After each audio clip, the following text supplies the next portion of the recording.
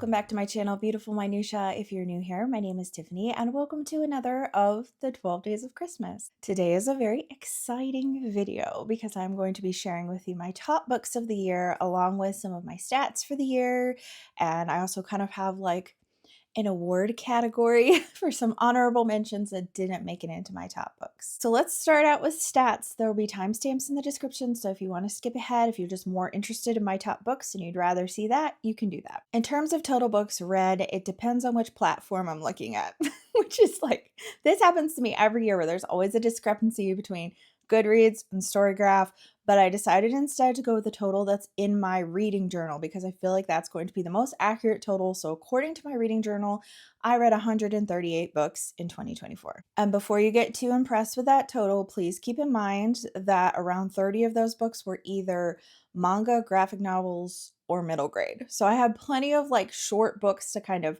pad out the year. In fact, books that were like under 300 pages were the most in terms of books that I read. So I had a lot of shorter books in here, but it also felt like I had a lot of long books that took me months and months to read. So there was definitely a good mix, I feel like, with that. 12% of my reading was nonfiction, which is really high for me.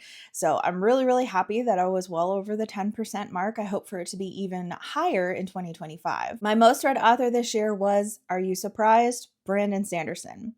I read 12 works of Sanderson, including 3 of the Mistborn novellas. I read both Era 1 and Era 2 of Mistborn.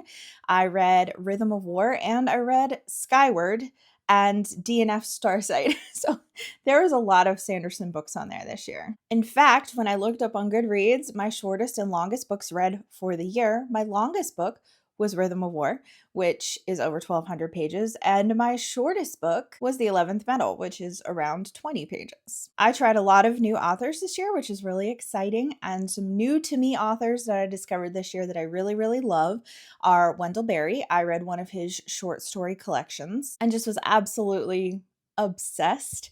And then also T. Kingfisher. I read, I think, 3 of her books this year, and she writes horror, which is so not my normal genre, so far out of my comfort zone, and yet she writes it in a way that is like really enjoyable and not too much for me, who's kind of a horror wimp. I'm going to do some honorable mentions with like awards for books that are not in my top books. I'm actually doing a top 12 because it's the 12 Days of Christmas, and also because that means I get to include 2 extra books. So the award for the best twist goes to Shadows of Self by Brandon Sanderson. I was blown away by the ending of this book. I think that plot-wise, it's my favorite of Era 2, but I think The Lost Metal is probably my favorite book overall because I just love the character arcs in that one. But Shadows of Self had an ending that I just absolutely did not see coming, whereas I thought some of the other Era 2 books were a bit predictable. The most cozy book I'm actually going to mention too, because this year I really discovered that I love Japanese cozy literature. It feels like such a niche thing. I don't really like cozy American books because they just feel really saccharine and they feel really boring to me. And Japanese cozy literature has enough like realism in it and emotion to ground me, but it still just feels like a hug in a book. So my 2 favorite ones that I read are The Kamigawa Food Detectives, which is super foodie about this guy who finds special dishes that are from people's past and recreates them for them. And then I also really loved Days at the Murasaki Bookshop, which is about a girl who just kind of is starting over in her life. So she moves in with her uncle who has a used bookshop in this whole community of used bookshops in Tokyo, which is now on my bucket list of like places I need to go someday. Next, we have a surprising home run, and that's going to be The Scorpio Races by Maggie Stiefvater. I had a lot of people recommend this book to me and love it, so maybe it shouldn't have been a surprise home run, but I am typically just not a YA girly, and so I really was not expecting to love this book to the depth that I did. Maggie Stiefvater's writing is just so perfect. She can communicate so much in just one sentence. This book has such a strong sense of place, and it felt like a full sensory experience of feeling, tasting, touching, seeing, smelling everything that was on this little island. It didn't make it in my top books of the year because I wish it had had a little bit more world building and more of kind of like the magical horse element that was a part of this book. But man, I really, really enjoyed it. My best reread of the year. This was a difficult one because 2024 was apparently the year of the reread. I reread 21 books this year, and I am not usually a very big rereader. I might reread a few books a year, but like, man, I reread a ton of books this year. But I think my favorite is The Lord of the Rings. I reread this entire trilogy with my Patreon earlier this year, and it was just such a delightful experience. I have reread Lord of the Rings more times than probably any other book that I have, but it's been a really long time since I've reread them. I reread them a lot during my teenage years and my young adult years, but it's been a little while, so it was so wonderful not just to reread them, but to reread them with friends. My last couple of honorable mentions are nonfictions because I didn't put nonfictions in my top 12, but I still wanted to find a way to talk about my favorite ones. So we've got most life-changing book, and that's going to be With Christ in the School of Prayer by Andrew Murray. I did a video on books on prayer earlier this year, and this made it in. This was the book that spurred me to make that video because I'm like, I got to talk about books that have completely transformed my prayer life, and this is one of them. Next up, we have Best Memoir. I actually read like 5 memoirs this year, and that was really fun. I found I love memoirs. My favorite one is The Girl with 7 Names. This is a North Korean defector memoir, and it was so powerful and made me want to read more. And lastly, we have most informative, and that would be Romantic Outlaws. This is a dual biography about Mary Wollstonecraft and Mary Shelley, and it was so compelling. It's such a thick book, has so much detail, but it reads so quickly because of all the things these women went through in their lives. It was just such an incredible book. All right, without further ado, let's get into my top books of the year. So as happened last year, a few of these books actually were not 5-star books, but because I read them earlier in the year and they've still stuck with me, they are favorites of the year. So this is not necessarily a list of all the 5-star books I had this year. This is just when I come to the end of the year, these are the books that stand out to me. These are the books that are favorites. Coming in at number 12 is 9 Coaches Waiting by Mary Stewart. This was a Patreon group read, and man, this was so much fun. I actually felt like there were so many issues with things in the book, like with the plot that didn't make sense or some of the things that happened, but it was so much fun. I had 5-star feelings for this book, like a 5-star experience. I just loved it so much. It's got some really good, like mysterious gothic vibes. So if you are a fan of Daphne du Maurier, you would probably really enjoy this book about a governess who moves to France to take care of a young boy, and the situation is quite unsettling. And she realizes there's something going on here, but she doesn't know what. Book number 11 was also not a 5-star read, but oh man, this was such a cozy book, and that's Howl's Moving Castle by Diana Wynne Jones. Earlier this year, I read this book and then I watched the movie, and I did a vlog comparing the two and sharing my experience with both and which one I liked better. So I'll link that in case you didn't see it and you would like to watch it. But my goodness, this was such a delightful book, so full of whimsy. If, like me, you have never read it before or seen the movie, it is about a young girl named Sophie who is a hat maker in a town that is kind of afraid of this wizard called Howl, who has a castle that moves around, and he has like a really poor reputation. One day, a witch comes into the hat shop and curses Sophie to have the body of an old woman. So she runs off and ends up becoming a housekeeper to the wizard Howl. It was just so whimsical, so delightful, so cozy. Coming in at number 10 is The Importance of Being Earnest by Oscar Wilde. I have loved Oscar Wilde for a while. I've read The Picture of Dorian Gray.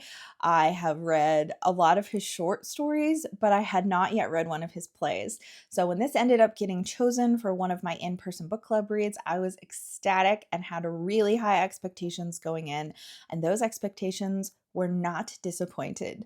This play is so hilarious, but also makes some really interesting societal commentary on Victorian times and the reasons why people marry and all. It just was like, oh my goodness, it's just so much fun. Number 9 is actually a horror, which is utterly shocking to me, the range of genres that are in my top 12.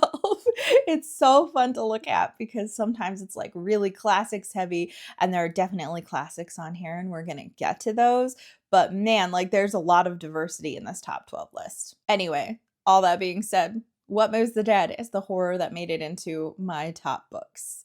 This is by T. Kingfisher, and it is a retelling of The Fall of the House of Usher by Edgar Allan Poe, which is one of my favorite Edgar Allan Poe short stories. So when I found that out, I was like, I'm gonna have to give this a try. And it was so eerie and so unsettling without being like over the top horrific. If you're someone that kind of struggles with like body horror elements, I would not recommend this book to you. But if that doesn't bother you and you love that like slow, spooky, unsettling atmosphere, this is perfect. Last year, Jonathan Strange and Mr. Norrell made it into my top books of the year, and so it makes sense that this year, Pyrenees would make it in. I really love this book. I still love Jonathan Strange and Mr. Norrell more, but this one is much more tightly plotted and shorter. It's about this man who lives in this house, and this house is massive and has like, it's like a whole world contained within a house, that there's like different areas, like the bottom floors have like water and lakes and stuff, and there are rooms that have snow, and so it's like it's massive, and he's going through and we're following his journal entries, and he doesn't remember things, and so as he's learning things about the past and about himself, we're learning along with him, and it is such an incredible book.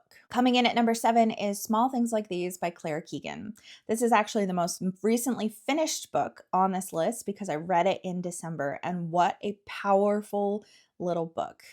It's only a little over 100 pages long, and it's a historical fiction about a man who was an illegitimate child, and in a time period where that was really not acceptable for there to be unwed mothers.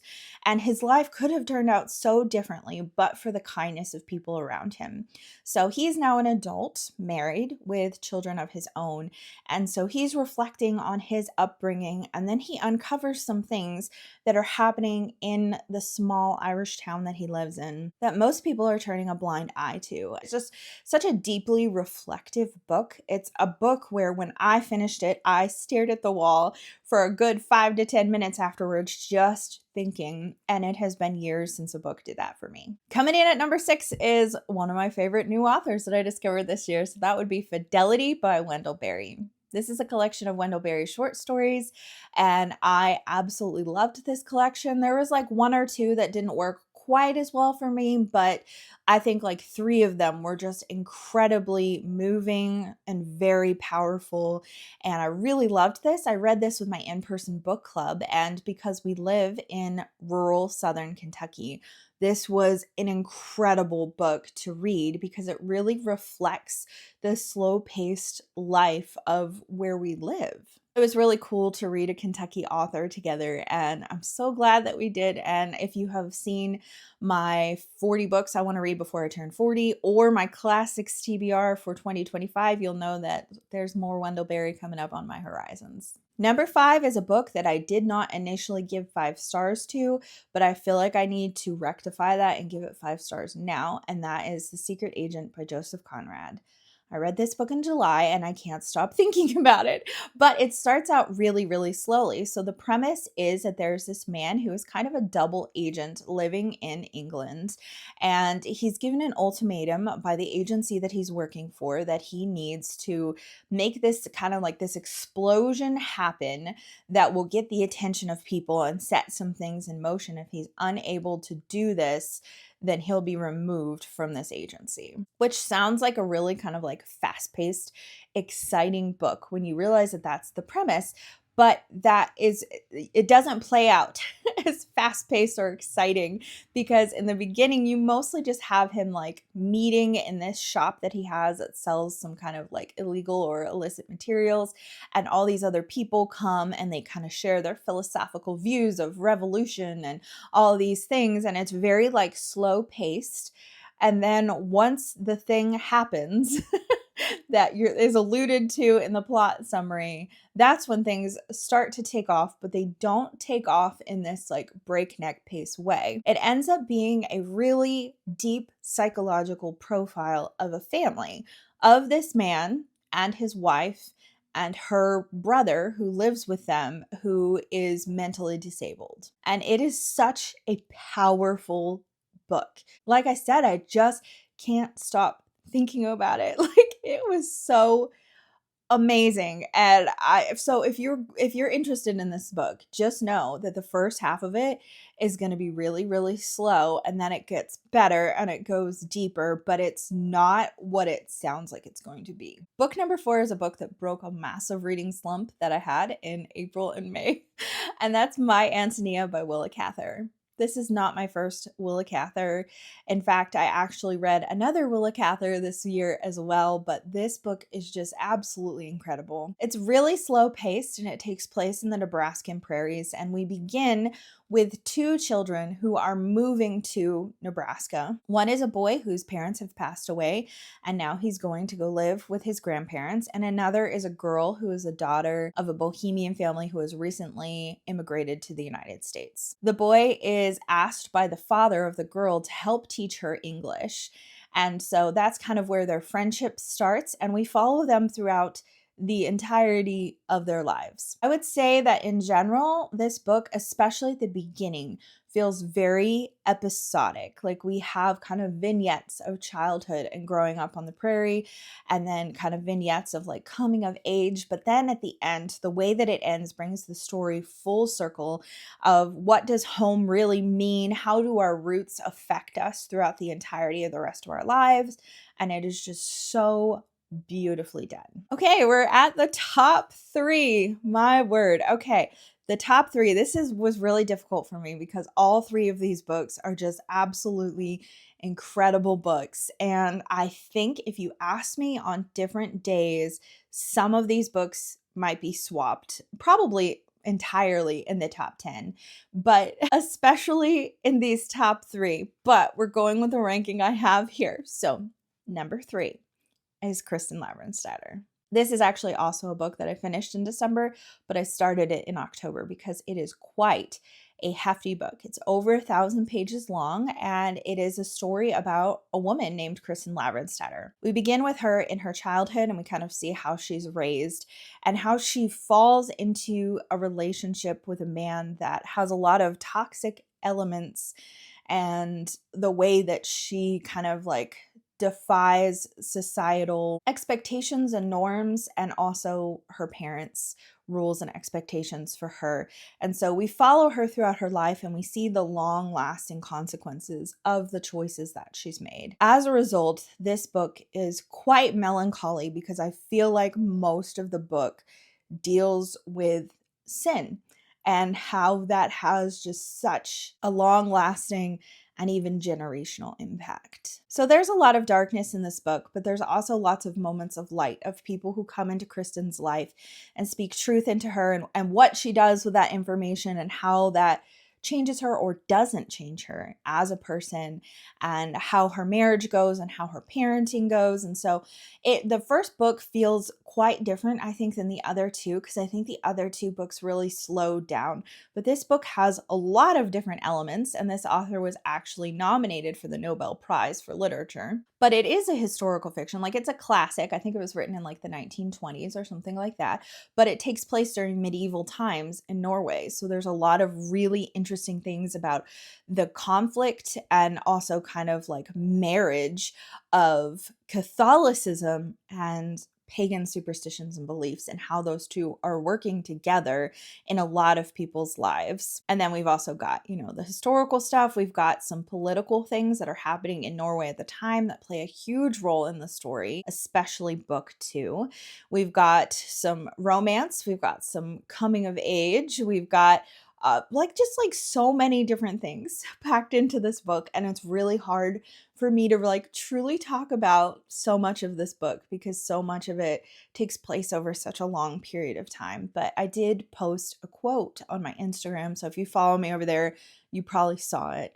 And this is a book that made me cry multiple times and just was so deeply thought-provoking. Book number 2 is a middle grade, which is shocking to me. I can't remember the last time I had a middle grade be so high up. In fact, last year I don't think I had any middle grades at all because I kind of had a crappy middle grade year, and this year was so much better. But number 2 is The Labors of Hercules Beale by Gary D. Schmidt. If you are a fan of the Wednesday Wars, you will love this book.